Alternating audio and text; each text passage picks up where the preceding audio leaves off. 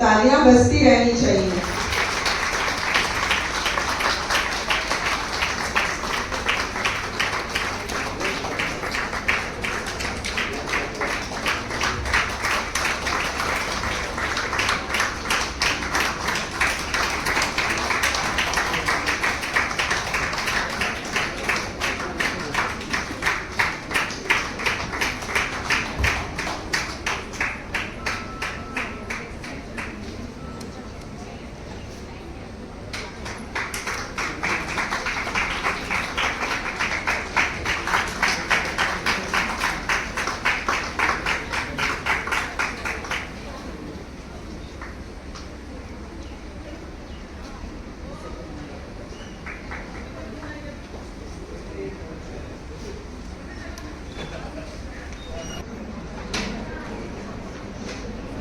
अब मैं सभी अतिथियों से निवेदन करूंगी कि वे मंच पर आए और अपना आसन ग्रहण करें।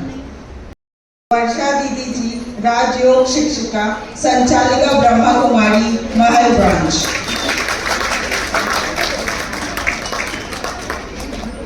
Shrimati Girija Nair, AFA construction, SCCR Nagpur.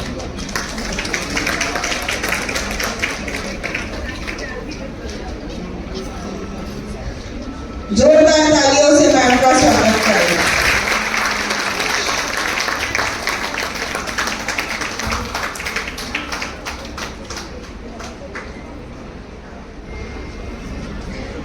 Shrimati माधुरी मेश्राम, सेक्रो मेंबर, SCCR नागपुर।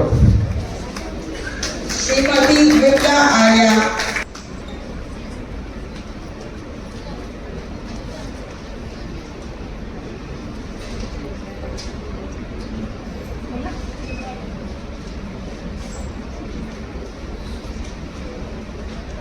बोलने से निवेदन करूंगी कि वे डॉक्टर विनीता गोटमारे जी को शॉल और मोमेंटो प्रदान कर उनका स्वागत करें। जोरदार तालियां होती रहनी चाहिए।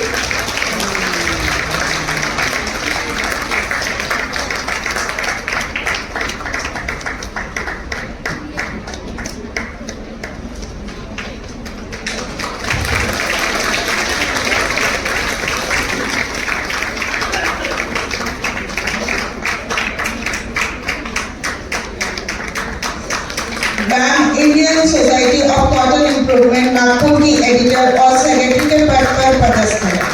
इन्हें वर्ष 2014 में डॉक्टर राजेंद्र प्रसाद नारी पुरस्कार से सम्मानित किया जा चुका है।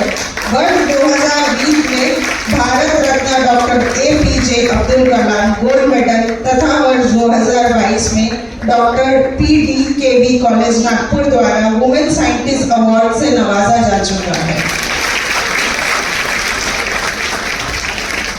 अब मैं श्रीमती कल्पना चिकले और वैशाली गोल आग्रह है कि तालियों की गूंज बजती रहनी चाहिए।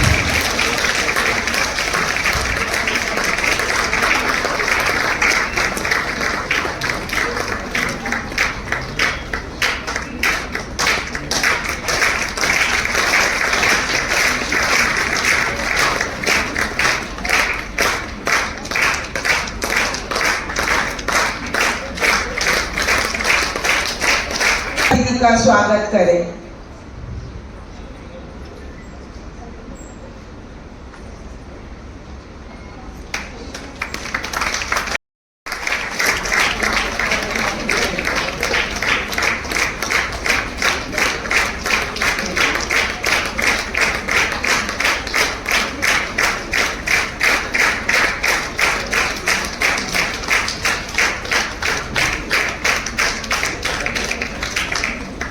अब मैं श्रीमती स्नेहा डांगे से रिक्वेस्ट करूंगी कि वे गिरजा मैम को मोमेंटो और शॉल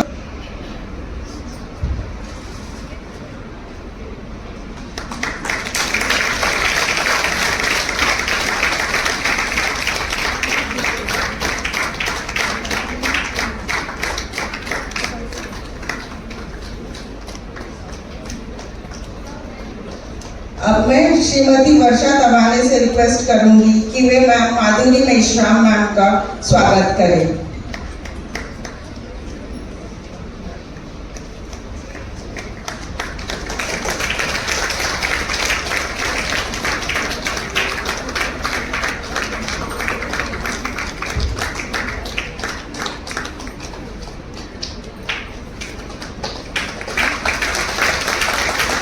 श्रीमती वंदना गोड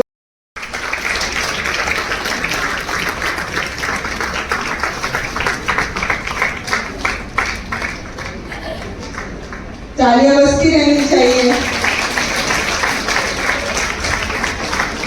नारी शक्ति का रूप होता है, नारी शक्ति दिखाऊंगी कि वे मंच पर आए और प्रारंभिक भाषण प्रदान करें।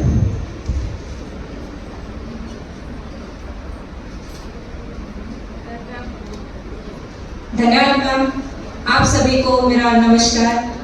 मैं खुशहाली गोरले, कार्यालय अधीक्षक पर्सनल डिपार्टमेंट, साथ ही organizing secretary SCCR South East Central Railway Mazdoor Congress and urban bank delegates. मैं उपस्थित मंच पर डॉक्टर श्री निर्मला मैम को, प्रेसिडेंट ऑफ सेक्रो SCCR Nagpur and CMS Central Railway Nagpur, Shrimati Vinita ma'am, head of the in-charge आयकर institute of cotton research Nagpur, Shrimati Varsha दीदी मैम, राजयोग शिक्षिका, मुख्य प्रशिक्षक और इंचार्ज ब्रह्म कुमारी महल सेंटर नागपुर, और गिरजा मैम एंड ऑल सेक्रो मेंबर्स को मैं मेरा नमस्कार करती हूँ तथा इस समारोह में सभी मेरे उपस्थित बहनों एवं संगठन के पदाधिकारियों को प्रणाम करते हुए मैं आप सभी महिलाओं को अंतर्राष्ट्रीय महिला दिवस की ढेर सारी बधाई प्रेषित करती हूँ एवं इस समारोह में उपस्थित होने हेतु south East Central Railway Mazdoor Congress की तरफ से आप सभी का अभिवादन करती हूँ, अभिनंदन करती हूँ। South East Central Railway Mazdoor Congress महिला विंग द्वारा मुझे प्रस्तावित भाषण देने हेतु मौका दिया, इसलिए मैं संगठन के सभी पदाधिकारियों का धन्यवाद देती हूँ, आभार व्यक्त करती हूँ। यह समारोह हर साल संगठन द्वारा आयोजित किया जाता है, जिसके नींव हमारे general secretary SCCR Nagpur, additional joint secretary SCCR Bilaspur, additional joint general secretary NFIR New Delhi, member of JCM New Delhi, सम्मानीय महामंत्री श्री पीताम्बर लक्ष्मी नारायण सर द्वारा रखी गई और उसी परंपरा की कड़ी में आज का यह समारोह हमारे डिविजनल कोऑर्डिनेटर श्री इंदर दमाई सर द्वारा किया जा रहा है। महिला दिवस केवल एक उत्सव नहीं बल्कि नारी शक्ति, सम्मान और समानता का प्रतीक है, जिसका मुख्य उद्देश्य है महिलाओं और पुरुषों को समानता लाना और महिलाओं को उनके अधिकारों के प्रति जागरूक करना। नारी शक्ति है, नारी सम्मान है, नारी शक्ति है, नारी सम्मान है, नारी अर्धरूप भगवान है। तुम होते कौन हो उसका अपमान करने वाले, तुम होते कौन हो उसका अपमान करने वाले जिस भगवान ने स्वयं अपने धड़ में दिया आधा स्थान है, दिया आधा स्थान है। इसी के आचरण में south East Central Railway Mazdoor Congress महिलाओं को प्रतिनिधित्व देने हेतु अब अपने हर संगठन में, हर शाखा में महिलाओं को स्थान दिया है, जिससे महिलाओं को होने वाली समस्याओं और उनके अधिकारों के प्रति अधिकारी वर्ग से चर्चा कर अपना हासिल जो भी कार्य है वो हासिल कर सके। इसीलिए south East Central Railway Mazdoor Congress का मैं बहुत बहुत धन्यवाद देती हूँ कि सभी महिलाओं को एक समान तरह के सभी संगठन में रखा गया है। महिलाओं के अधिकारों के लिए जैसे शिक्षा क्षेत्र में सावित्रीबाई फुले जी ने अथक प्रयासों के बाद कई अपमान सहकर महिलाओं के लिए शालाएं स्थापना की और हमें शिक्षित होने का मौका प्रदान किया। उनके सम्मान में उनकी कृतज्ञता व्यक्त करना भी हमारा कर्तव्य है। भारतीय इतिहास में खगाला जाए तो रानी लक्ष्मीबाई, जिजामाता, अहिल्याबाई होलकर ऐसे विभिन्न लोगों ने इस देश के हित में अपने जीवन की आहुति दी। उन्हें भी याद करना जरूरी है। भारत देश के संविधान निर्माता डॉक्टर बाबा साहेब आम्बेडकर जी ने इस संविधान में स्पष्ट रूप से लिखा, जाति, धर्म, लिंग, भाषा, जन्मतः के आधार पर किसी भी प्रकार का भेद नहीं किया जाएगा। जिन्होंने हिंदू कोड बिल के माध्यम से स्त्री अधिकारों हेतु अपने कानून मंत्री पद का इस्तीफा दिया। ऐसे महान विभूति को याद करना, उन्हें नमन करना हमारा कर्तव्य है। मैं हृदय की यथा गहराई से south East Central Railway Mazdoor Congress को धन्यवाद देती हूँ। साथ ही डीआरएम सर एवं प्रशासन का भी धन्यवाद देती हूँ, क्योंकि डीआरएम बिल्डिंग में महिला पार्किंग की बहुत दिक्कतें हो रही थी। उसी प्रकार संगठन के कुछ पदाधिकारी महिला कर्मचारियों से मिलने गए तो उन्होंने बहुत सारी समस्या बताई, साथ ही ये समस्याएं भी थी। डीआरएम सर के सामने हमने एक मुद्दा रखा और डीआरएम सर ने हमारे डीआरएम बिल्डिंग के फुलवारी के पास पार्किंग की जगह जो खाली है वो महिला के लिए राखीव कर दी है।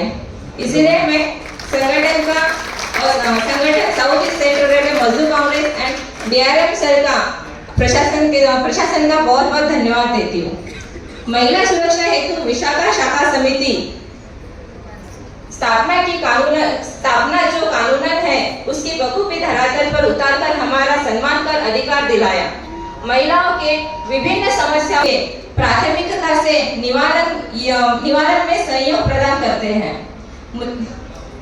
मैं सभी का ज्यादा वक्त ना लेते हुए, मुझे पता है कि आप सभी आज यहाँ उपस्थित हमारे प्यारे वक्ता जो आए हैं उनको सुनने के लिए उत्सुक है, लेकिन मैम थोड़ा सा प्रोग्राम में लेट हुआ क्योंकि अपना स्टाफ थोड़ा सा लेट आया, इसकी वजह से मैं क्षमा चाहूंगी। अतः मैं इतना कहूंगी कि नारी को सशक्त करने हेतु बारिश हौसले की जरूरत नहीं, अगर वह अपने शक्ति और ताकत को पहचान ले। नारी प्रीत में राधा बनी गृहस्थी बनी जानकी, काली बन के शीर्ष काटे जब बात हो उसके सम्मान की, जब बात हो उसके सम्मान की। धन्यवाद।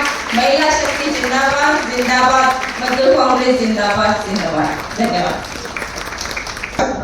अब मैं डॉक्टर विनीता गोरमारे मैम से निवेदन करूंगी कि वे मंच पर पधारे और अपने विचार हम सबके साथ साझा करें। Ma'am please welcome.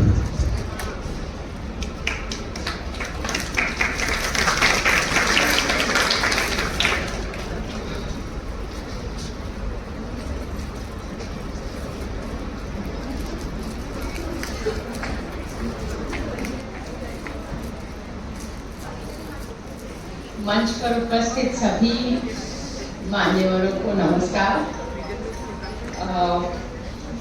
और इस सभागृह में उपस्थित मेरी प्यारी बहनें और भाइयों, सभी को मेरा सादर प्रणाम।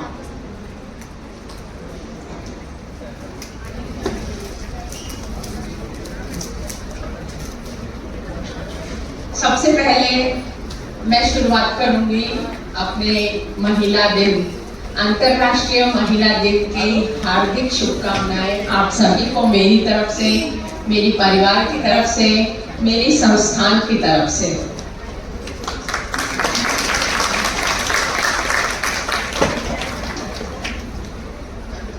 शुरुआत में यहाँ से करूंगी कि सबसे पहले जब मुझे यहाँ आने का आमंत्रण दिया गया तो मुझे बहुत खुशी हुई। आज तक मतलब हम लोग, मैं आती हूँ कृषि क्षेत्र से, भारतीय कृषि अनुसंधान संस्थान, ये एक संस्थान है जिसमें कृषि से संबंधित सारे कार्य किए जाते हैं। तो हम अपने किसानों से और कृषि से संबंधित जुड़ी महिलाओं से जिस प्रकार से संवाद करते हैं तो उसकी तो आदत है मुझे, लेकिन ये जो ग्रुप था, पहली बार मैं अपने कृषि क्षेत्र से बाहर निकलकर रेलवेज वाले ग्रुप में मुझे आमंत्रण दिया गया था और मुझे ये नहीं समझ में आ रहा था कि मैं बोलूंगी क्या वहाँ, लेकिन इस आमंत्रण के लिए बहुत बहुत आभार, आप सभी को बहुत बहुत आभार।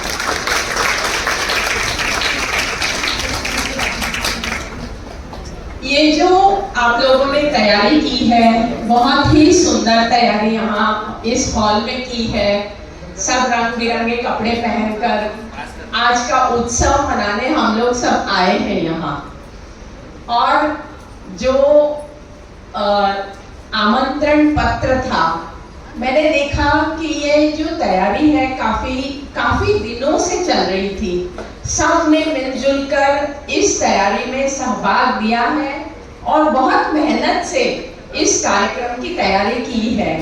तो आप सभी का जो मंच पर उपस्थित है, जिन्होंने शुरुआत से इस कार्य के लिए अपनी मेहनत दी है, उन सबको मैं बहुत बहुत अभिनंदन करती हूँ। Hearty congratulations for successful this program, for the success of this program.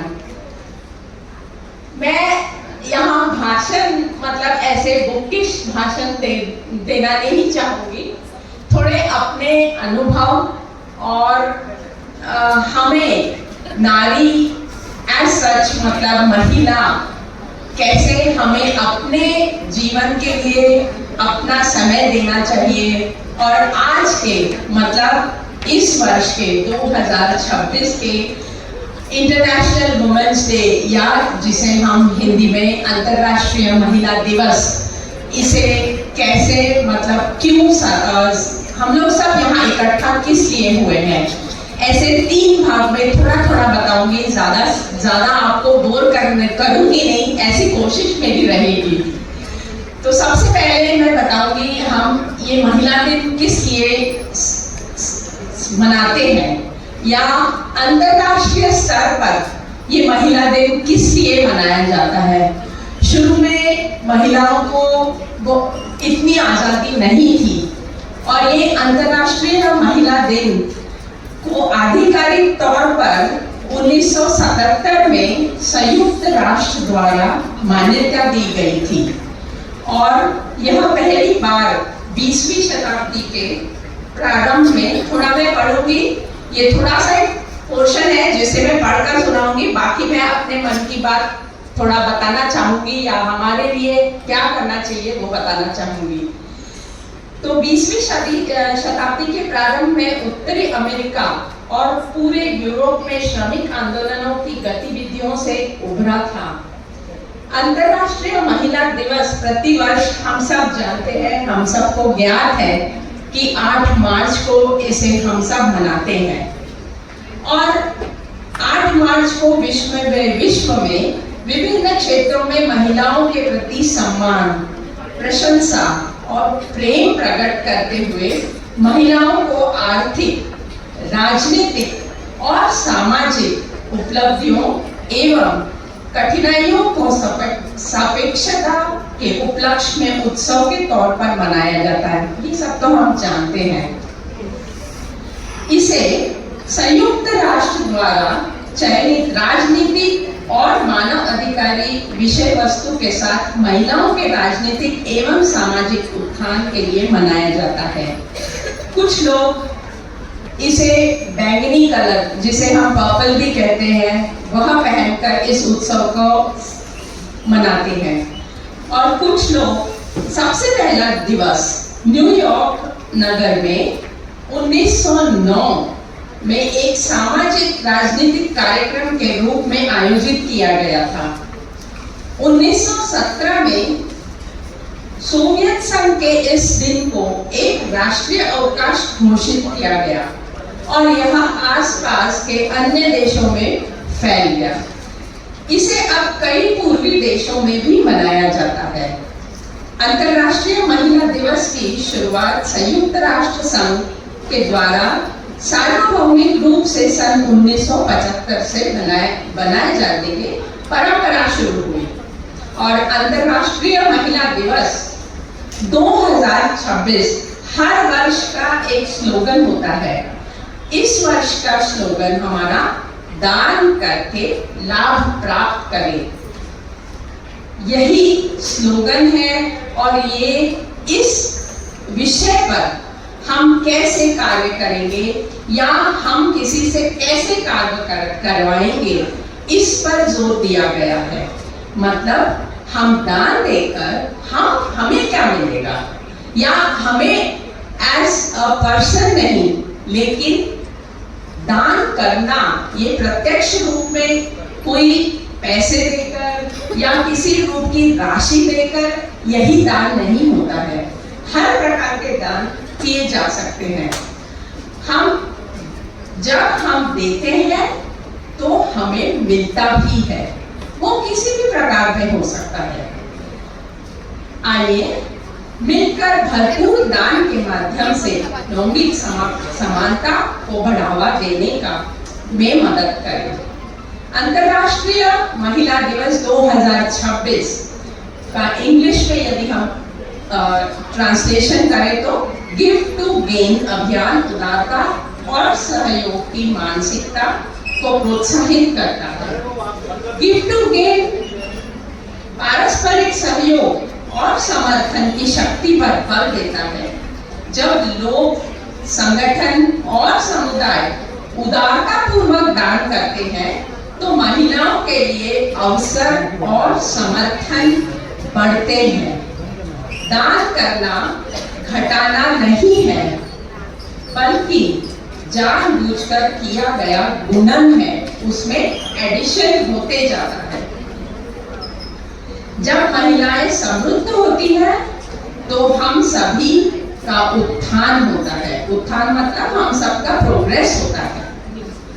चाहे दान ज्ञान, संसाधन, बुनियादी ढांचा, दृश्यता, वकालत, शिक्षा, प्रशिक्षण, मार्गदर्शन या समय के माध्यम से हो, महिलाओं की उन्नति में योगदान देना एक अधिक सहायक और परस्पर जुड़ी दुनिया बनाने में मदद होती है।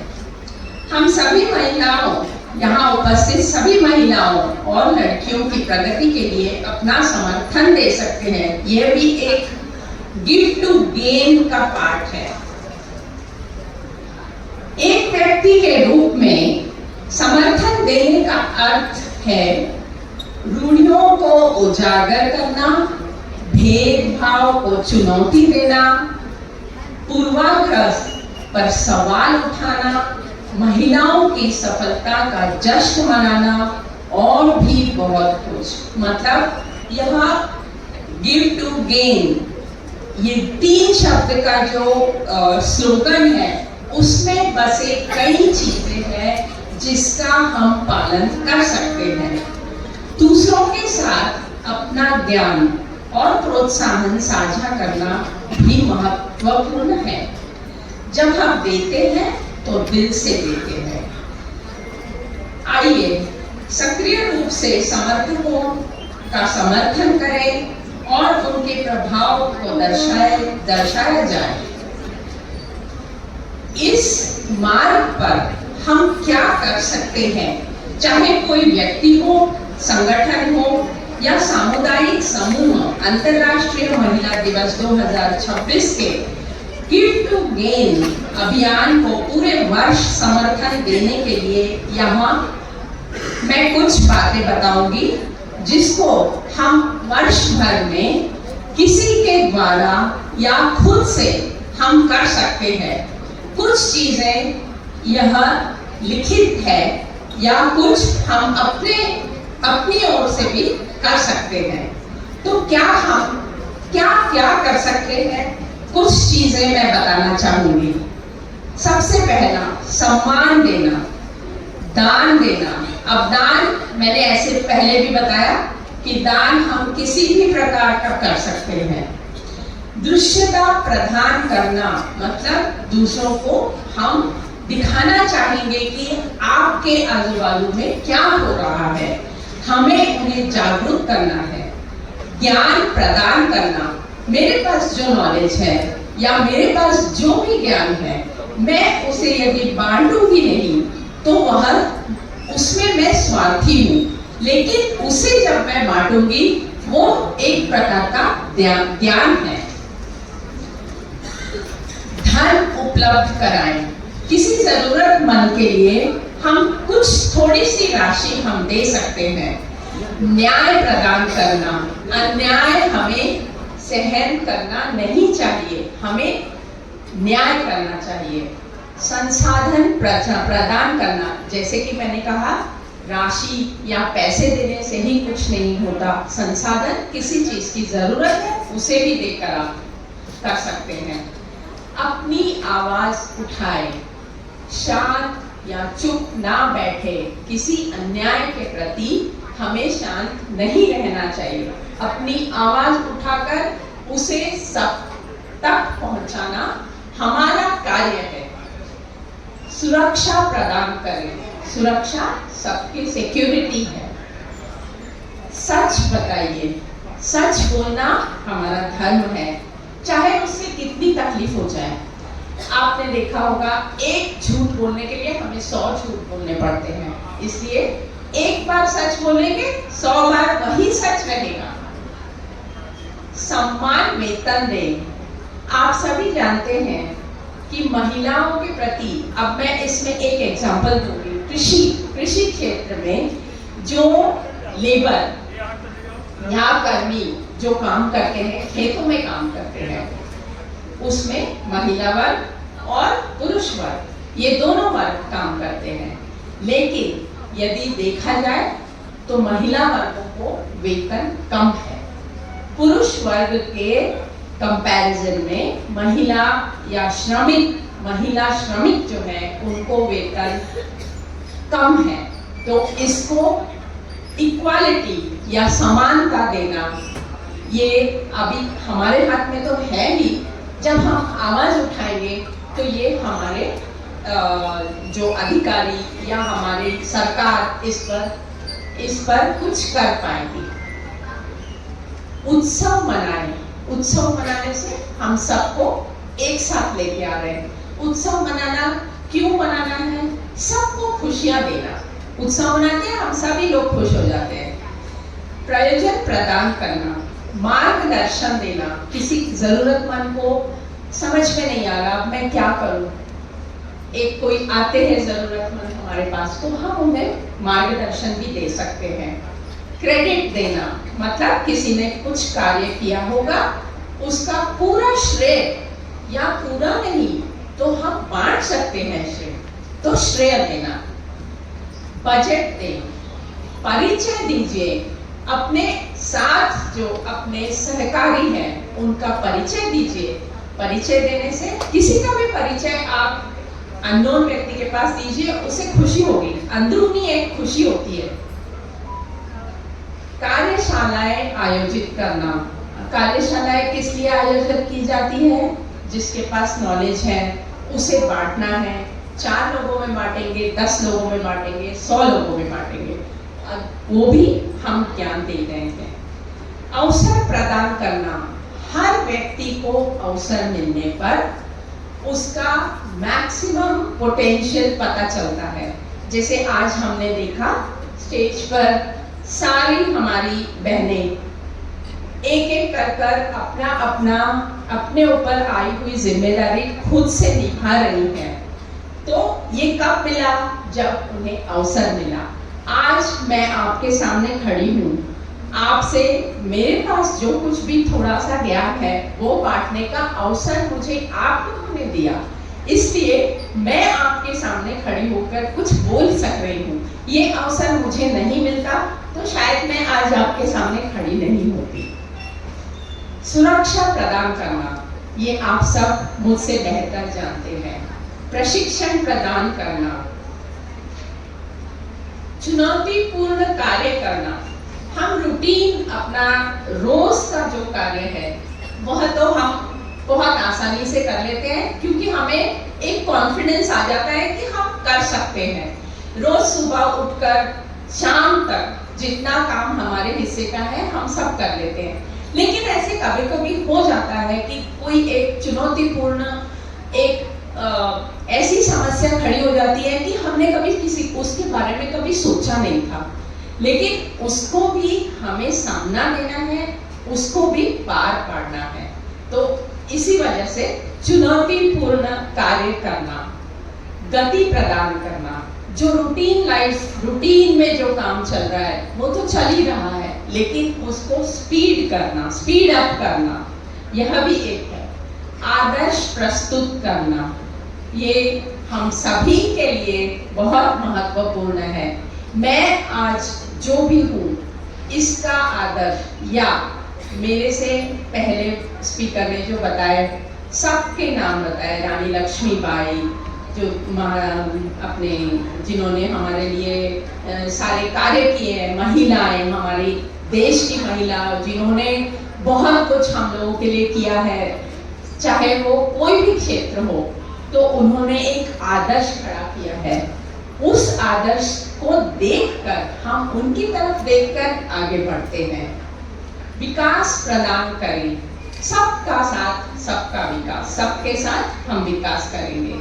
पहुंच प्रदान करें मतलब हमें किसी भी पद पर बैठे रहें, उन तक पहुंचने का मतलब इजीली अप्रोचेबल, अप्रोच कर सकते हैं हम, सहजता से उनके पास जाकर बातचीत यदि कर सकते हैं। इसी का मतलब है कि उन्होंने हमारे लिए उन तक पहुंचने के लिए आसानी हमारे लिए कर दी है। और सबसे महत्वपूर्ण, आज हम सब दौड़ रहे हैं, सिर्फ दौड़ ही रहे हैं, तो हमारे पास समय की बहुत कमतरता है। तो हम सबको थोड़ा वक्त, थोड़ा समय सबके लिए देना जरूरी है, चाहे वो हमारा परिवार हो, चाहे हमारा ऑफिस हो, खुद का हो, या हमारे रिश्तेदार हो, हमारे टीचर्स हो, जो भी है, उन सब के लिए समय देना बहुत जरूरी है। तो ये है आज के मतलब 2026 अंतर्राष्ट्रीय महिला दिवस। यह हम क्यों मना रहे हैं, कैसे मनाना चाहिए, क्या करना चाहिए हमें, और हम आगे चलकर अपनी अगली पीढ़ी को कैसे बता सकते हैं, इसके बारे में मैंने थोड़ा सा बताया। और ये आज के अंतर्राष्ट्रीय महिला दिन 2026 के बारे में बताते समय मैं 2 पंक्तियां बताना चाहूंगी। आसमान की ऊंची उड़ानों पर उसका पूरा हक है, उसकी बेमिसाल ताकत पर भला किसे शक है। यह कौन है? हम महिलाएं। हमारे लिए ये 2 पंक्तियां हैं। बिना थके, बिना रुके जो हर दिन चलती जाती है, वो औरत है जो हर रूप में खुद को ढालती जाती है। ये 2026 महिला दिन के लिए मैं बताना चाहती थी। एक महिला हूँ और मेरे जीवन में 2 बहुत महत्वपूर्ण महिलाओं का छाप है। ये 2 महिलाएं कौन हो सकती है? एक माँ है और दूसरी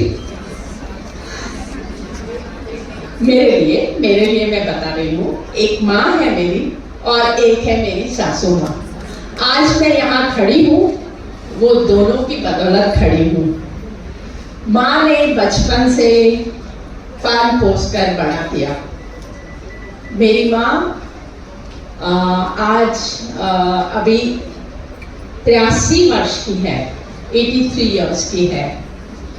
और थोड़ा बताऊंगी, आपको शायद बोर नहीं करूंगी, और थोड़ा इंटरेस्टिंग बातें भी बताऊंगी। तो बचपन से मतलब हम 4 भाई बहन थे, है मतलब, तो सबसे बड़ी मैं।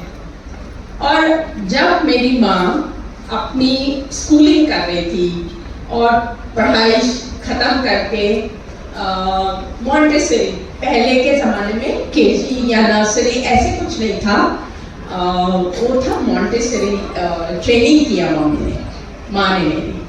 और छोटे बच्चों को, मतलब जो नर्सरी के बच्चे हैं आज, वो मॉन्टेसरी बोलेंगे हम, उनको पढ़ाने टीचर थी मम्मी। तो उनके क्लास में छोटे छोटे बच्चे, मतलब लड़के लड़कियां दोनों भी पढ़ती थी। उसमें से एक छोटी जो लड़की थी, उसका नाम विनीता था। अब माँ की शादी तो हुई नहीं थी तब, जब वो बच्ची बड़ी पसंद थी मम्मी को, मेरी माँ को। तब उस जमाने में, उस समय माँ ने सोच लिया था मन में, वो जो अभी बताती है इसलिए हमें पता है, कि मेरी जब भी शादी होगी और बेटी होगी उसका नाम विनीता रखूंगी। मतलब प्लानिंग आप देखिए कितने पहले से कर चुकी थी। अब शादी होना ना होना ये सब तो हमें पता नहीं है आगे क्या होगा, लेकिन उसके मन में जो सोच के रखा था कि मुझे ये करना है, इसका मतलब वो बहुत डिटरमाइंड है, बहुत स्ट्रॉन्ग लेडी है।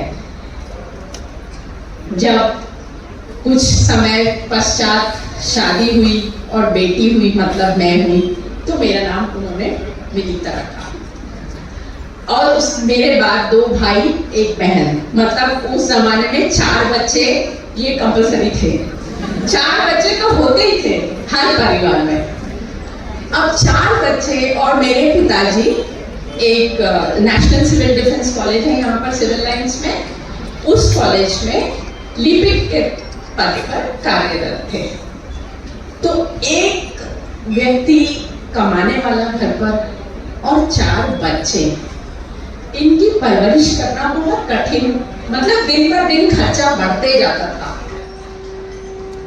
तो जब मैं 4थी कक्षा में गई, एक बात और बताना भूल गई मैं। उसके बाद मॉन्टेसरी में जब बच्चों को पढ़ाती थी मम्मी, और कुछ और नौकरी का शायद उन्होंने प्रयास किया था, तब उन्होंने 1-2 जगह जब प्रयत्न किए, उन्हें नौकरी नहीं मिली थी। उसका एक ही कारण था कि उनको फ्लुएंट इंग्लिश बोलना नहीं आता था।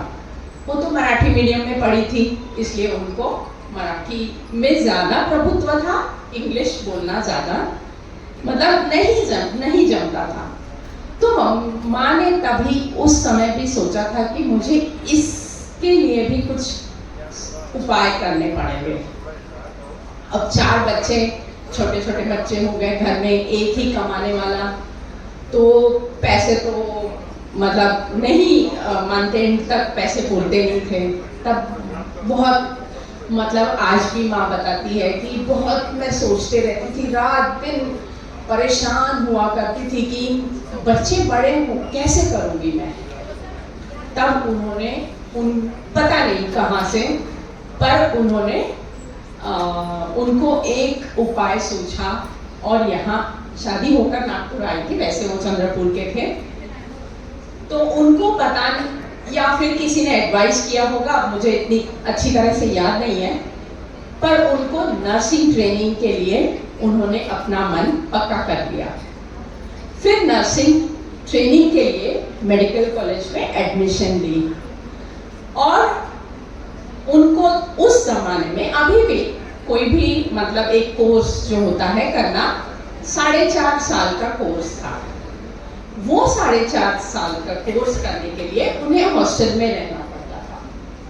तो हॉस्टल में, मेडिकल कॉलेज के हॉस्टल में रहती थी मम्मी, और हम 4 हमारे पिता के साथ रहते थे। जब भी छुट्टी मिलती थी तब आती थी घर। और तब जो परीक्षाएं पास करके, आप ये समझ लो कि उस वक्त उन्होंने इतनी कठिनाइयों का सामना करके वो ट्रेनिंग कंप्लीट किया, सक्सेसफुली पास आउट हुई है और फिर नौकरी उन्होंने की। नौकरी करते वक्त उन्होंने मतलब जो पहले से ही सोच रखा था कि बच्चों को ये निर्णय क्यों लिया उन्होंने नर्सिंग करने का या 2 पैसे कमाने का, क्यों लिया उन्होंने निर्णय? उन्होंने उस वक्त जो इंग्लिश उन्हें आती नहीं थी, अंग्रेजी बोलना आता नहीं था या अंग्रेजी लिखना आता नहीं था, तो तब उन्होंने सोचा था कि उसके बाद जब 4 बच्चे हुए, बच्चों के पालन पोषण करना है, तो मेरे बच्चों को मैं 4 को अंग्रेजी मीडियम में ही पढ़ाऊंगी। ये उन्होंने संकल्प लिया और हम सबको इंग्लिश मीडियम वाले स्कूल्स में पढ़ाया। ये दूसरा डिटर्मिनेशन है। बहुत मतलब एक नारी यदि कुछ सोच ले तो वो कुछ भी कर सकती है। कहानी यहाँ खत्म नहीं होती, इसे मैं और थोड़ा आगे लेके जाऊंगी। फिर हम लोगों ने, मुझे तो बीएससी एग्रीकल्चर किया है मैंने, उसके बाद एमएससी और पीएचडी किया। तो पीएचडी करते समय मेरी शादी हुई। हाँ, मैंने अपने चॉइस से शादी की है। मेरे सीनियर थे मेरे कॉलेज में, उन्हीं से मेरी शादी हुई है। शादी हुई और पीएचडी फाइनल ईयर में हमने 10 साल बाद शादी की थी। जब मैं जिस दिन से उनको जानती थी उसके 10 साल बाद शादी की थी, पूरी पीएचडी थर्ड ईयर में आने के बाद। तो जब शादी हुई, 1 साल में मुझे भी बेटी, भगवान ने एक सुंदर सी बेटी दी। अब वो मेरा पीएचडी फाइनल में चल रहा था। थीसिस राइटिंग, पीएचडी के बारे में आप लोग जानते होंगे। पीएचडी थोड़ा बड़ा कहते हैं पागल होने की डिग्री है। पीएचडी पागल होने की डिग्री है। बहुत आपको बड़े कंसंट्रेशन से करते रहना पड़ेगा, खत्म ही नहीं होगा काम। तो वो करते करते शादी हुई और बेटी हुई और मेरी थीसिस कंप्लीट नहीं हुई। तब थीसिस कंप्लीशन के लिए और मुझे 3 महीने चाहिए थे। तो मैंने एक ब्रेक लिया। मैंने PhD Indian institute for agriculture research IRI नई दिल्ली में किया। तो बेटी 3 महीने, मतलब मैं जब पीएचडी कर रही थी तो वो टीचर्स को बड़े परेशानी हो जाती थी कि अरे भाई, माँ बनने की तो खुशी लो, तुम जाओ घर। जब मैं प्रेग्नेंट थी, अब तुम जाओ घर और आराम से माँ बनने की खुशी लो। लेकिन हम लोगों के टारगेट होते हैं कि भाई इतना काम करके ही हम करेंगे। तो मैंने एक ट्राइमेस्टर ब्रेक लिया और नागपुर आई। बेटी हुई, बेटी 3 महीने की हुई और बेटी को 3 महीने की, मतलब दूध पीती बच्ची को मुझे ले करके दिल्ली जाके नेक्स्ट ट्राइमेस्टर का एडमिशन, मतलब हम लोगों को हर ट्राइमेस्टर 3-4 महीने का एक ट्राइमेस्टर रहता है, तो हर ट्राइमेस्टर में एडमिशन करवानी पड़ती है। तो एक ट्राइमेस्टर ड्रॉप किया, दूसरे के लिए एडमिशन लेना था। तो 3 महीने की बच्ची को लेके मैं हॉस्टल गई। हॉस्टल में जाके एडमिशन फिर से लेके उसको घर छोड़ के दिया। मैंने जो कहा, मेरी जिंदगी में, मेरी अर्श में 2 महिलाओं का बहुत बहुत बड़ा योगदान है।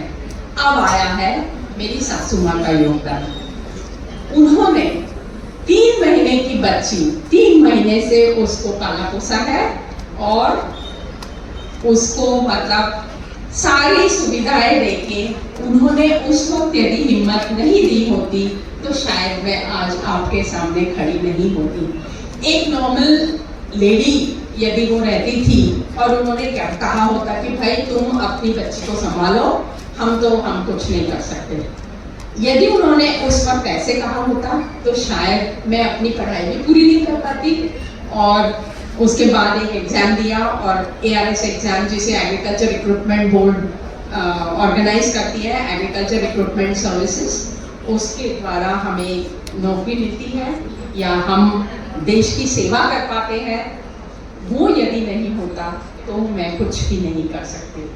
तो ये है महिला शक्ति और महिला शक्ति का दृढ़ निर्णय जो हमें आगे लेके जा सकता है या हमें आगे की राह दिखा सकता है।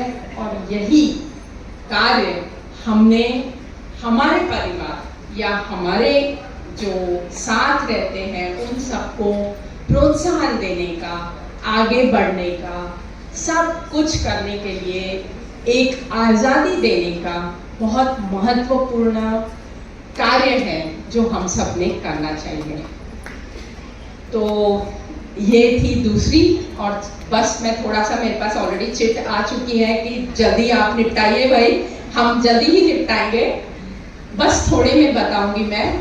हम सब वर्किंग लेडीज हैं, सारे सुबह से लेके शाम तक दौड़ते रहते हैं, ये मैंने पहले भी कहा।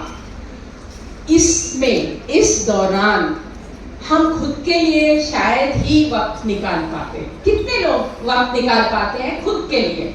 प्लीज हाथ ऊपर करिए। कितने लोग अपने लिए, खुद के लिए वक्त निकाल पाते हैं? देखिए, इस हॉल में बैठे 100 से करीब लोग हैं, उसमें हार्डली 10-12 लोगों के हाथ ऊपर जा रहे हैं। बाकी लोग क्यों नहीं दे पा रहे? क्योंकि परिवार है, परिवार के सदस्य हैं, ऑफिस का काम है, रिश्तेदार है, शादी है, ये है, वो है, वारसा है, ये है। तो ये सब करते हुए हम जो हर चीज में मतलब ऐसे एंटैंगल हो जाते हैं, जिसे हम कहते हैं कि गुंतून जातो अपन, उसमें से हमें बाहर निकलना है। ये नहीं मैं क्या कह रही हूँ कि परिवार की तरफ ध्यान मत दीजिए, परिवार की तरफ ध्यान देते हुए अपने खुद के लिए भी वक्त निकालिए। एक और पूछना चाहूंगी, हमारे इस हॉल में 40 साल से नीचे कितने लोग हैं? हाथ ऊपर करिए प्लीज। 40 के नीचे, ओके। ये भी शायद कोई 15-20 होंगे और बाकी सब 40 से ऊपर है। मैं भी बस अभी 60 होने वाली हूँ। तो हमें जब हम 30 से 40 या 30 से 45 तक हमारे बच्चे छोटे होते हैं और उनकी तरफ पूरा ध्यान देना है, हमारे लिए कोई टाइम नहीं मिलता। लेकिन सुबह से लेके शाम तक आप अपने लिए ज्यादा नहीं पर 15 मिनट तो जरूर निकालिए, कुछ तो करिए अपने खुद के लिए, अपना पैशन, अपनी हॉबी, अपना कार्य और अपनी सेहत की तरफ ध्यान दीजिए। ये नहीं कि परिवार को सब ताज़ा ताज़ा खिला के हम जो कल का बचा हुआ है खा के सो जाए, नहीं। सबके समान अपना खुद का भी ध्यान रखना है, अपनी सेहत का, अपने खाने पीने का और अपने बच्चों का। और थोड़ा सा 10 मिनट यदि आप निकाल सकते हैं, थोड़ा सा व्यायाम कर लीजिए या वॉक कर लीजिए, पैदल चल लीजिए और रात को सोने से पहले आंखें बंद करके ये सुबह से शाम तक मैंने क्या किया, इस किसी भी शक्ति को आप यदि मानते हो, उस शक्ति का स्मरण करके उसको धन्यवाद दें कि मुझे आज जो भी मुझे मिला है वो आप ही की कृपा है। इसे सोचकर फिर सोने जाए। तो ये मुझे बोलने का यहाँ मौका दिया, बहुत बहुत धन्यवाद आप सभी का।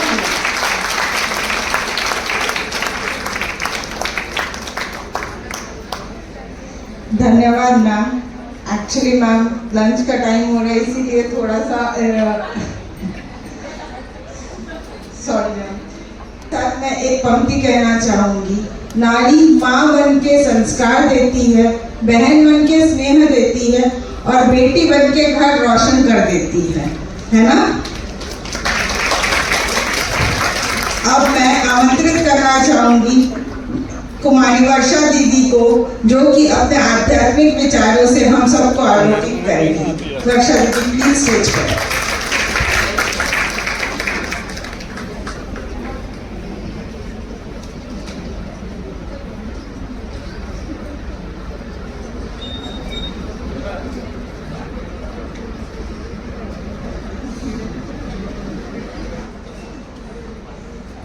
शांति। आप सभी भी प्यार से कहेंगे ओम शांति। थोड़ा मुस्कुरा के कहेंगे ओम शांति। तो आदरणीय मंच पर विराजमान सम्माननीय सभी मातृशक्तियों को और सभा में उपस्थित सभी नारी शक्तियों को और साथ में हमारे भाई भी हैं, तो सबको दिल से पहले प्रणाम करती हूँ। और आज का दिन हम सभी के लिए बहुत ही खुशी का दिन है, जो हम महिला दिन के उपलक्ष्य में यहाँ सभी एकत्रित हुए हैं। लेकिन वैसे देखा जाए तो महिला दिन हम सबके लिए एक दिन नहीं होता है, क्योंकि हर घर की शुरुआत, हर कार्य की शुरुआत किससे होती है? किससे होती है? आप सिर्फ सुनने के लिए नहीं आए हैं, क्योंकि हर घर की शुरुआत, हर कार्य की शुरुआत नारी शक्ति से होती है। इसलिए हमारे जो वेद है, शास्त्र है, उन्होंने भी यही कहा है कि 100 विद्यार्थियों से भी श्रेष्ठ एक शिक्षक होता है, 100 शिक्षक से भी श्रेष्ठ एक प्राध्यापक होता है, और 100 प्राध्यापक से भी श्रेष्ठ एक गुरु होता है, और 100 गुरुओं से भी श्रेष्ठ एक माँ होती है। तो वो सब नारी शक्ति यहाँ उपस्थित है। तो आज जो हम यहाँ नारी शक्ति दिन मना रहे हैं, जिसका विचार भी बहुत अच्छा है कि आत्मनिर्भर नारी और नई सोच, नया भारत। तो ये अपेक्षा हम सबसे ही की जा रही है, क्योंकि हम सभी जानते हैं कि हमारी जो भारत की संस्कृति है, ये संस्कृति बहुत ही ऊंच है, बहुत श्रेष्ठ है और बहुत संस्कारवान है। और इस सृष्टि के अंदर नित्य 2 शक्तियों के बीच में खेल चलता है, वो है एक नर और एक नारी। लेकिन इस सृष्टि रूपी रंगमंच पर जो खेल चल रहा है, तो इस सृष्टि का रचयिता, नियंता जो सर्वशक्तिवान परमात्मा है, उसने जो खास रोल है वो नारी शक्ति को दिया है। मानते हो ऐसा? विशेष रोल किसका है? नारी शक्ति का है। तो क्यों है?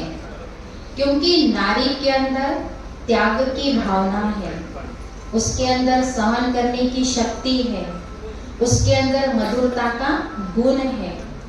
और इन गुणों के आधार पर नारी क्या कर सकती है कि जो हमारी प्राचीन संस्कृति है उसको हम संभाल करके रख सकते हैं। हम अपनी संस्कृति को बहुत ऊंचा लेकर के जा सकते हैं, जिससे समाज के अंदर सदा के लिए खुशहाली बनी रहे। इसलिए कहा भी जाता है कि नारी क्या है? नारी समाज की आन है, परिवार की शान है और हमारे देश की पहचान है। तो जहाँ इतना ऊंचा हमारा गायन है, तो जरूर हमें वैसा बनना भी पड़ेगा, क्योंकि कहा जाता है हर घर की, हर समाज की, हर देश की नारी ही दूरी है। और कहा भी जाता है कि नारी का उत्थान तो देश का उत्थान, नारी का पतन तो देश का पतन। क्योंकि आज हम ऐसे समय में जीवन जी रहे हैं कि जहाँ पर भौतिकता बहुत है, आधुनिकता बहुत है, इसकी कोई कमी नहीं है, और हर चीज हमें भरपूरता से प्राप्त होती है। लेकिन क्या हो रहा है, इस भौतिकता को यूज करते करते कहीं आप देखना कि नारी अपने असली अस्तित्व को भूलती जा रही है। तो ये जो दिन हम मनाते हैं उसके द्वारा क्या होता है कि हमें अपने फिर से वो अस्तित्व, वो मूल्य याद करा के दिया जाता है। क्योंकि कहा जाता है कि संसार के अंदर जब किसी भी चीज की अति होती है तो उसका अंत भी अवश्य होता है। तो इसलिए आज वर्तमान समय नारी का कर्तव्य क्या है? क्योंकि कहा जाता है कि किसी भी समाज की जो स्थिति होती है वो नारी की स्थिति के आधार पर ही डिपेंड होती है। क्योंकि नारी समाज को नैतिक रीति से, सांस्कृतिक रीति से अवश्य आगे लेकर के जा सकती है। तो इसलिए नारी को इस समाज के अंदर बहुत बहुत महत्व प्राप्त है। इसलिए घर परिवार के अंदर भी कहा जाता है कि बच्चों का प्रथम शिक्षक कौन होती है? कौन होती है? अपने लिए तो हमको बोलना पड़ेगा ना, क्योंकि जैसे ही वो बालक गर्भ में प्रवेश करता है तब से ही नारी के माँ के जो गुण होते हैं, जो शक्तियाँ होती है, तो धीरे धीरे उनके अंदर आना शुरू होता है। और जैसे ही वो बालक बाहर आता है तो आज हम देखते हैं, आज किसी को भी हमें सिखाने की पढ़ाने की जरूरत नहीं है, क्योंकि जिस माहौल में वो रहता है तो ऑटोमेटिक उस माहौल का प्रभाव उसके ऊपर पड़ता जाता है। तो इसलिए कहा जाता है, अगर घर के अंदर जो भी नारी है, क्योंकि उसके रूप तो बहुत है, हम सभी जानते हैं, कहाँ पर वो बेटी है, कहाँ पर सास है, कहाँ पर माँ है, कहाँ पर बहू है, बहुत कुछ रूप है। लेकिन उस रूप से अगर वो संस्कारवान होकर के कार्य करती है घर के अंदर, तो उसका प्रभाव घर के प्रत्येक व्यक्ति के ऊपर पड़ता है या नहीं पड़ता? पड़ता है या नहीं पड़ता? क्योंकि आप देखना कि हम घर के अंदर बड़ों के साथ जो व्यवहार करते हैं तो बच्चे सीखते हैं या नहीं सीखते हैं? हम बड़ों के साथ या समाज वालों के साथ जिस तरीके से हम बात करते हैं तो ऑटोमेटिक परिवार के सभी लोग भी वह सीखते हैं। इसलिए कहा जाता है कि नारी पालनहार है, उसके ऊपर बहुत बड़ी जिम्मेवारी है। हर प्रकार के संस्कार नारी अपने परिवार को भी दे सकती है, तो अपने समाज को भी अवश्य दे सकती है। जैसे एक छोटी कहानी बताई जाती है कि एक बार महात्मा बुद्ध जी अपना कमंडल लेकर के घर घर में कुछ दान मांगने के लिए जा रहे थे। तो हर घर से उनको कुछ ना कुछ मिल रहा था, लेकिन एक द्वार पर वो गए, वहां पर एक बच्चा खड़ा था। तो उस बच्चे ने कहा, महात्मा जी मेरे पास तो कुछ भी नहीं है, मैं आपको क्या दूं? तो महात्मा बुद्ध जी ने कहा कि ये जो नीचे मिट्टी है ना, तो वो मिट्टी उठा करके आप मेरे कमंडल में डाल दो। तो जो आजू बाजू लोग देख रहे थे तो सोच रहे थे कि महात्मा जी ने इनको मिट्टी क्यों मंगाया। तो महात्मा जी ने कहा कि मिट्टी कोई मेरे काम आने वाली नहीं है, लेकिन मैंने उस बच्चे के अंदर देने का संस्कार डाला। जैसे अभी मैडम ने अपने को बताया कि हमें क्या करना है, दान करना है। आज भले ही उसने मिट्टी डाली है, तो कल जाकर के वो उस कमंडल में फूल भी डाल सकता है, फल भी डाल सकता है, फ्रूट भी डाल सकता है। अर्थात जीवन में हमें क्या करना है, देना है। तो हमें क्या देना है, हमें स्नेह देना है, हमें शक्ति देना है, हमें रिगार्ड देना है। दे सकते या नहीं दे सकते, है ना? यही तो हमारी रियल वैल्यू है ना, क्योंकि गुणों के आधार पर ही नारी की पहचान होती है। आप देखना, आज हम भले ही बाहरी तौर पर बहुत सशक्त बने हैं, क्योंकि आज धरती से लेकर आसमान तक कौन राज्य कर रहे हैं? कौन राज्य कर रहे हैं? हर क्षेत्र में एक भी कोई ऐसा क्षेत्र नहीं है कि जहां नारी कार्य न करती हो।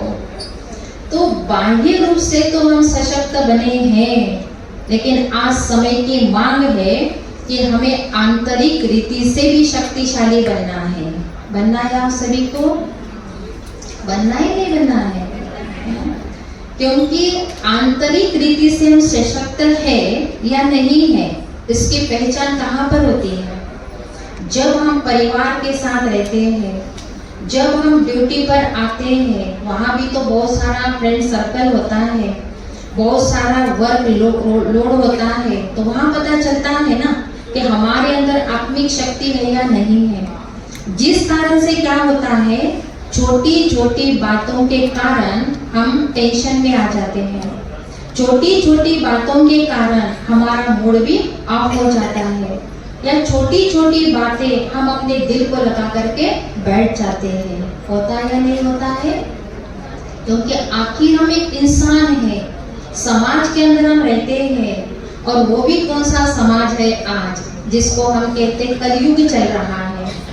तो जहां हमें एक नया भारत बनाना है तो वहां पर हमें अपनी सोच को भी तो बदलना पड़ेगा, क्योंकि चारों तरफ आप नेगेटिव वातावरण है और वैसे में हमें अपने आप को पॉजिटिव बनाना होगा। तो उसके लिए हमें थोड़ा अपने ऊपर ध्यान भी देना होगा। तो जैसे बाहरी तौर पे हम सशक्त बने हैं तो ऐसे हमें भीतर से भी अपने आप को सशक्त बनाने की बहुत बहुत आवश्यकता है। आज क्या हो गया है कि उच्च शिक्षा प्राप्त करके हमने बहुत बड़ा पोस्ट पोजीशन आदि तो हासिल कर लिया है, लेकिन कोई भी नारी हो उसकी पहचान उसके मानवीय मूल्यों से होते हैं। कि जैसे उसके अंदर आपको बताया त्याग की शक्ति है, उसके अंदर समाने की शक्ति है, सहन करने की शक्ति है, मधुरता का गुण है, नम्रता का गुण है। लेकिन समय के प्रभाव में क्या हो गया है, एक गुण हमारे अंदर से निकलते जा रहे हैं। तो आज आवश्यकता है कि हमें फिर से अपने अंदर आत्मिक बल और मनोबल को बढ़ाने की, क्योंकि नारी की कहानियां तो हम सुनते आए हैं कि जो नव दुर्गा का स्वरूप है वो भी किसका स्वरूप है? नव दुर्गा सुनी है नहीं सुनी? जिसको लक्ष्मी कहते, दुर्गा कहते, सरस्वती कहते, काली कहते, वो कोई और नहीं है। वो सारे स्वरूप किसके हैं? नारियों के हैं। उसी नारी को कहा जाता था श्री राधे, श्री लक्ष्मी, श्री सीता। अभी भी हमने उसके बाद भी कितने सारे नारियों के नाम सुने। तो हम क्या समझते हैं वो कोई और है, लेकिन आज हम आपको बताते हैं वो कोई और नहीं है। आप जो इतने सारे यहाँ बैठे हो ना, उसमें से ही वो महान नारियां थी, आज है और फिर से वैसा आप सभी को बनना है। क्योंकि नारी के अंदर इतनी ताकत है, क्योंकि एक समय संसार में ऐसा था कि जिस समय हमें कोई पढ़ाई लिखाई का अधिकार नहीं था, है ना, सभी को पता है। ये तो बाद में सब कुछ प्रोग्रेस हुआ है, लेकिन उस समय नारी के अंदर इतनी ताकत थी कि वो 50 लोगों के साथ रहती थी, जिसको एक एकत्र कुटुंब हम कहते थे, परिवार कहते थे। और आज की नारी देखो सब कुछ है, लेकिन आज हम 2 लोगों के साथ भी एडजस्ट कर सकते हैं। तो दोनों शक्ति हमारे पास है ना, कि हमारे अंदर वो भी शक्ति है जो हम सभी लोगों को लेकर के भी चल सकते हैं। हमारे अंदर वो भी शक्ति है कि जो हम अच्छे परिवार से अलग भी अपने आप को कर सकते हैं। लेकिन हमें अपनी शक्ति को अच्छे कार्य में यूज करना है, क्योंकि घर का वातावरण बनाना तो ये किसके हाथ में होता है? किसके हाथ में होता है ना? आप सब नारियां बैठे हो, अपने घर को, परिवार को संभालते हो, आपने अनुभव किया होगा। जिस दिन हमारा मूड ऑफ होता है, पूरे घर के लोगों का क्या हाल होता है? बेचारों को खाना भी नहीं मिलता फिर ठीक से, है ना। वरना नारी के अंदर कितनी शक्ति है, देखो तो सही। कि अगर हमारा मन अशांत है, हमारा मन परेशान है, हम किसी बात से डिस्टर्ब है, तो हमारे एक के कारण परिवार के सभी लोगों का मूड भी ऑफ हो जाता। इतनी शक्ति हमारे अंदर है। और कहा जाता है किसी के भी घर में, ऑफिस में, कहीं पर भी जैसी वार्ता होती है वैसा वातावरण होता है, माना जिस प्रकार की बातें होती है वैसा वातावरण होता है। तो आज से इस मंच से हम आपको यही एक संदेश देते हैं कि हम नारियों को, कोई और नहीं है वो नारी जो आप सभी यहाँ पर बैठे हो। तो आपको ये कार्य कैसे करना है? थोड़ा टाइम अपने लिए निकाल करके। तो सभी थोड़ा साइलेंस में बैठेंगे, भले ही अपनी आंख को 2 मिनट के लिए बंद करो।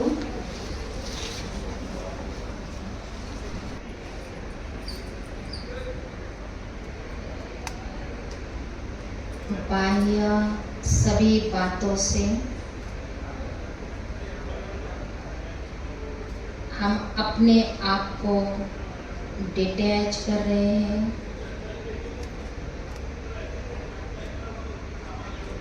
धीरे धीरे हम देख रहे हैं कि मेरा मन शांत हो रहा है। कोई विचार नहीं, कोई संकल्प नहीं। अपने मन को शुद्ध संकल्प दो।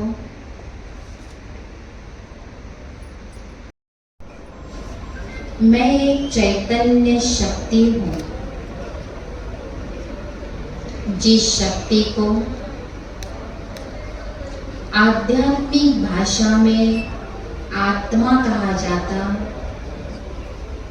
सोल या पावर कहते हैं। वो शक्ति जहाँ हम टिका लगाते हैं वहाँ पर निवास करती है और संपूर्ण शरीर का नियंत्रण करती है। अपने मन को शुद्ध संकल्प दो कि मैं पीसफुल सोल हूँ, मैं पावरफुल सोल हूँ, मैं लवफुल सोल हूँ।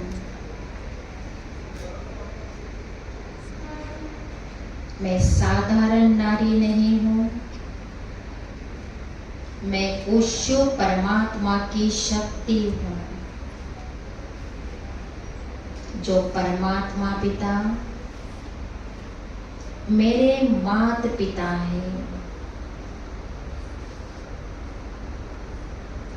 सभी अपने मन में संकल्प करेंगे।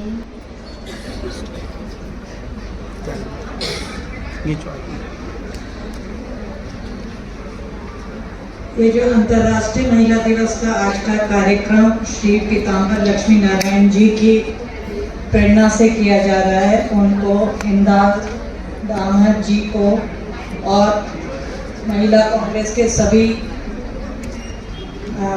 ऑफिशियल अनऑफिशियल जो भी पदाधिकारी गण और सदस्याएं हैं, आप सबको महिला दिवस की शुभकामनाएं और सादर धन्यवाद। आपने मुझे यहाँ बुला के मौका दिया और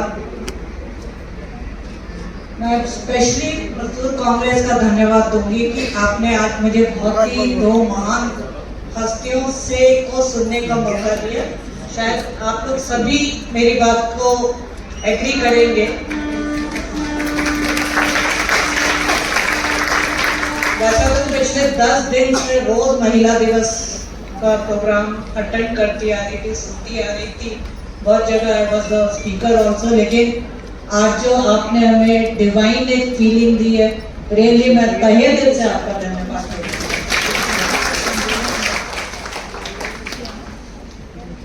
आपके बाद में मेरे पास कुछ बोलने को शब्द नहीं है और जो मैं स्पीच तैयार करके लाई थी तो कभी नहीं बोलूंगी, बट एक चीज बोलूंगी जो दोनों हमारे वक्तास ने कहा है और जो गिव टू गेन वाला जो एक कंसेप्ट है,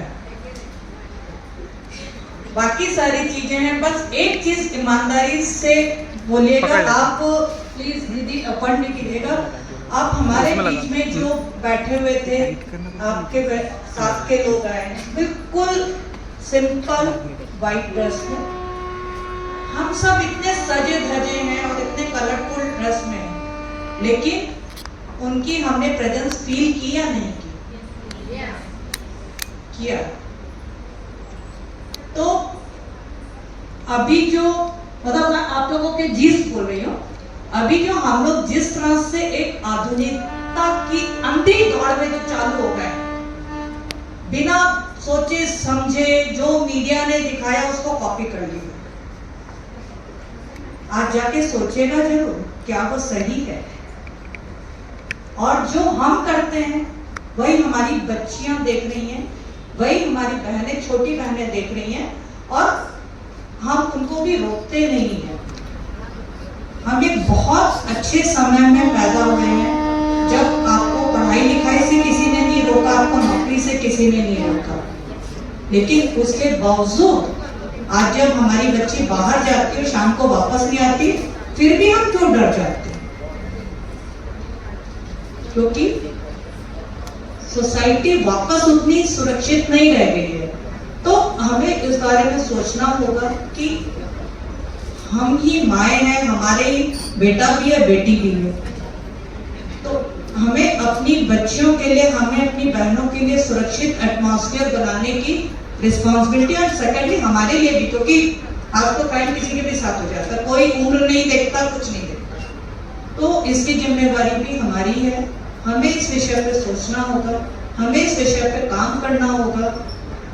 हमें आंख बंद करके वेस्टर्नाइजेशन की तरफ नहीं जाना है। प्लीज, महिला दिवस मनाने का मतलब ये रहता है कि हम जेंडर इक्वलिटी की तरफ हमारा कदम होना चाहिए, ना कि वर्चस्व की तरफ। हमें सिर्फ इक्वलिटी चाहिए, हमें सिर्फ अपना एक प्रेजेंस फील कराना है, और हमें ये बताना है कि जो एक वर्षों से भ्रांति चली आ रही थी कि महिला वीक होती है, no, we are not weak. हम सारी जिम्मेवारियां ले सकते हैं, और हमें वो बोल बोल के नहीं सोसाइटी को महसूस कराना है, हमें अपने एक्टिविटीज, अपने कर्मों से करना है।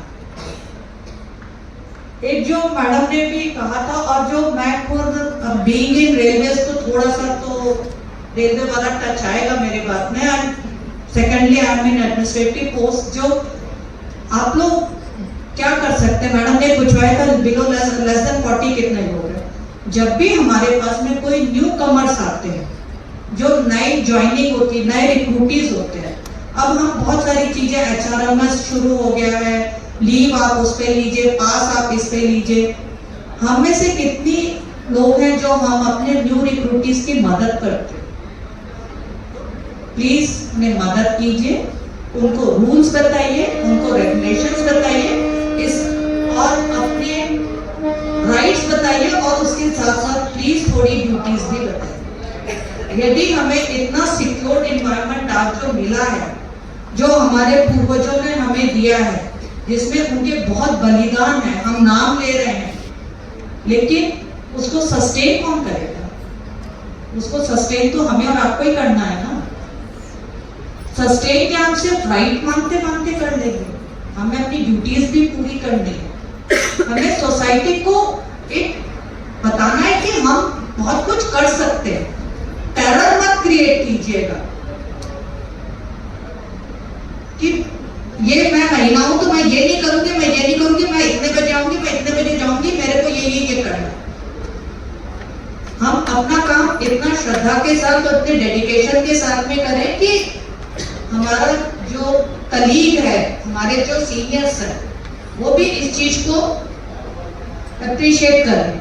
और जो आपने जैसे कहा था, आप मुझे बताइए, हम में से कितनी लेडीज जो है इस बात को ध्यान रखते हैं कि यदि मेरे कलीग को उस दिन कभी जाना है जल्दी, उसकी फैमिली में कोई आया है और उसके बच्चे की रिक्वायरमेंट है, हमें से कितने लोग हैं जो कहते हैं अरे यार लाभ तेरा काम मैं थोड़ा करा देती जिससे तुम खत्म कर दोगे?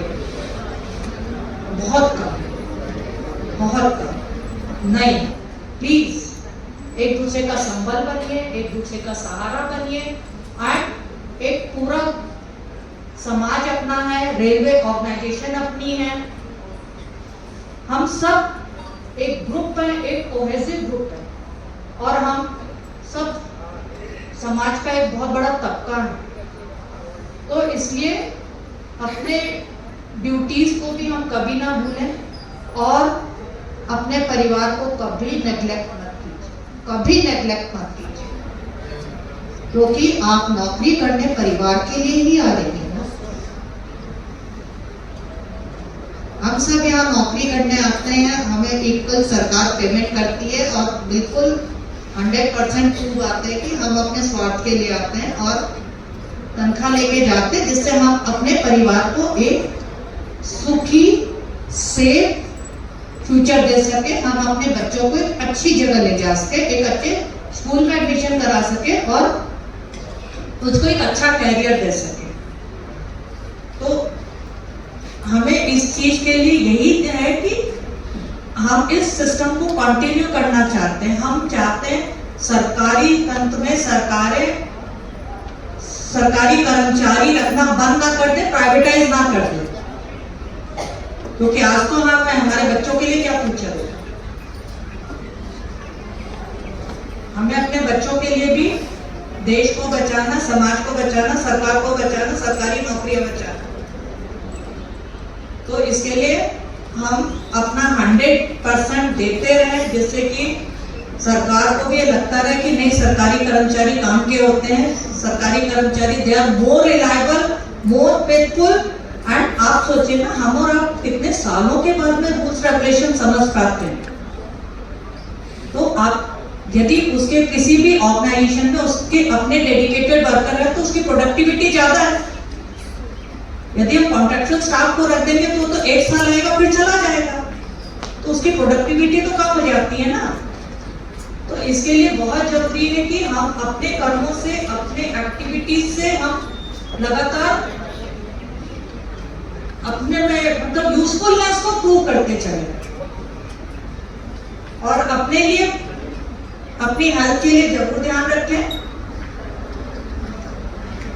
यदि आपकी हेल्थ थोड़ी भी ऊपर नीचे होती है तो आपका पूरा फैमिली डिस्टर्ब हो जाता है।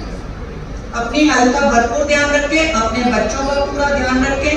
ऑफिस का काम ऑफिस में खत्म करके चले जाइए, ऑफिस घर पे कभी मत लेके जाइए। मैं भी नहीं लेके जाती अपना ऑफिस का, दैट इज ओके। मुझे 24 घंटे फोन अपने पास रखना पड़ता है, क्योंकि मेरा प्रोफेशन थोड़ा डिफरेंट टाइप का है। अपने घर पे बिल्कुल ऑफिस मत लेके जाइए। जैसा दीदी ने कहा है, मेडिटेशन जरूर कीजिए। मोबाइल्स पे डिपेंडेंस तो कम नहीं हो सकती, लेकिन जो अननेसेसरी की रील और सोशल मीडिया और ये सब जो देखते हैं ना, ये हमें नेगेटिविटी देता है। एक छोटा सा वाक्य था, मैं एक बार फेसबुक पर कभी थी, मेरी डॉटर बहुत छोटी थी। वो मुझसे एक दिन कहती, क्या माँ आप दोनों जन कमाते, बट आप दोनों इतना नहीं कमाते कि हम एक फॉरेन ट्रिप अफोर्ड कर पाए। तो मैंने कहा, बेटा तुम इतने छोटे अभी से तुम्हें हमारी अफोर्डेबिलिटी और ये क्या कुछ समझ में नहीं। माँ फेसबुक पर मैं देखती तुम्हारी सारी फ्रेंड्स फॉरेन ट्रिप की फोटोज डालती रहती, हम तो कभी भी नहीं डालते, हमें तो तुम लेके ही नहीं जाती। बहुत छोटी बच्ची, हार्डली वो 6-7 साल की हुई।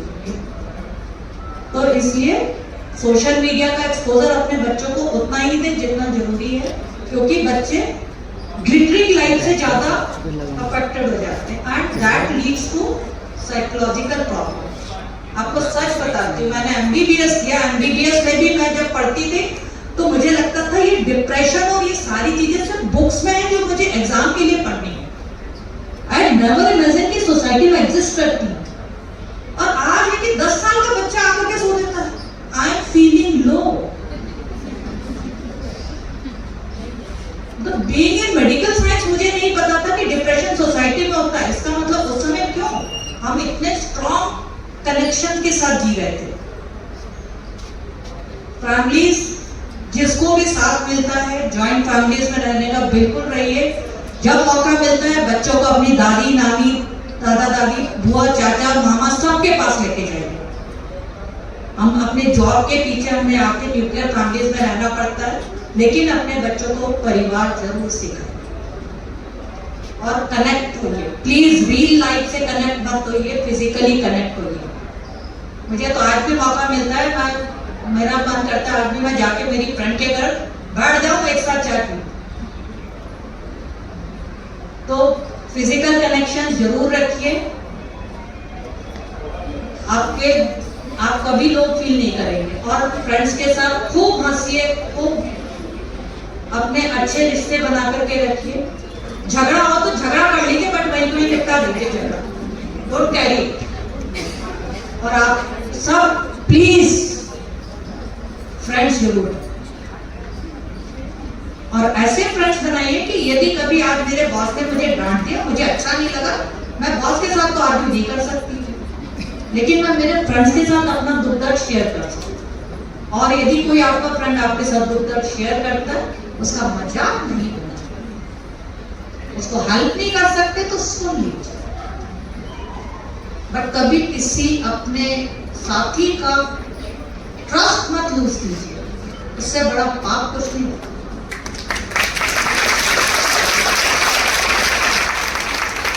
भाइयों, आज हम लोग जहाँ इतने आराम से यहाँ बैठे हैं, हम एक अपना फ्रेंड सर्कल के जैसे फ्रेंड्स बनाएंगे और आपस में एक दूसरे के साथ कनेक्ट रहेंगे। एंड जब भी मिले प्लीज हाय हेलो तो कर दिया कीजिए। Thank you very much.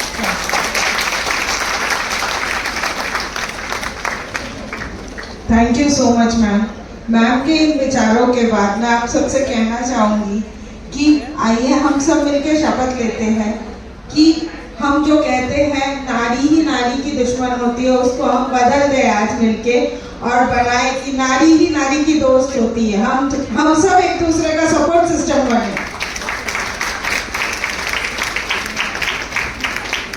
इसी के साथ हम प्रोग्राम के अगले चरण पे चलते हैं, जहां मैं आप सभी को बहुत बहुत बधाई देना चाहूंगी कि न केवल हमारी रेल कर्मचारी महिलाएं अपने काम को कर्तव्य निष्ठा से पूरा कर रही है, बल्कि अपने परिवार और बच्चों के तरफ भी पूरी लगन और निष्ठा से ध्यान देती है।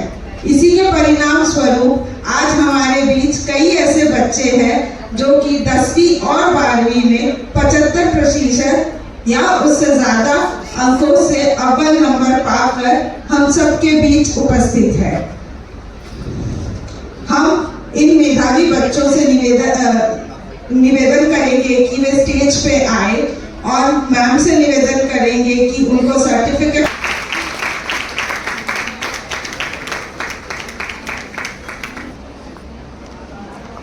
जोरदार तालियां हो जाए मीनाक्षी के लिए।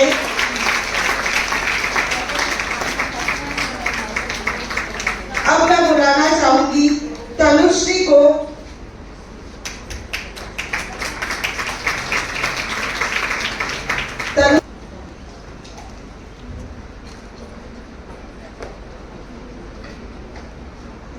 स्टेज पर आ चुकी है कुमारी तनुश्री, जो कि 10th में 75% एंड अबव स्कोर कर चुकी है।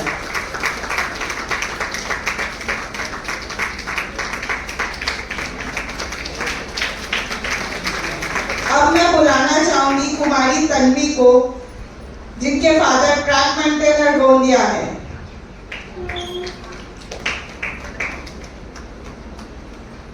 आयुषी प्रसाद,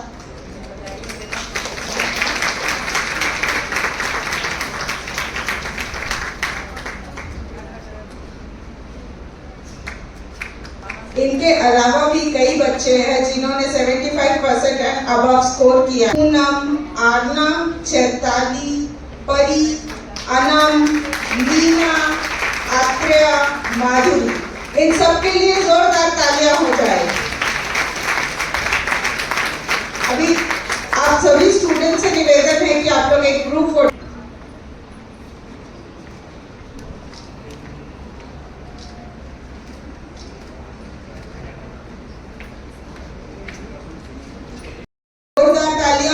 प्रेरणा के लिए।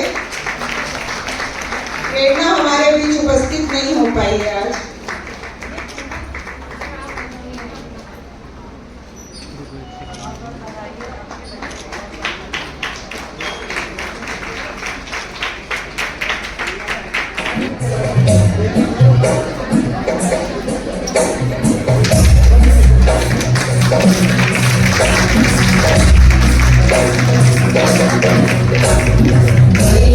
नंदिनी नंदित मेरी विश्व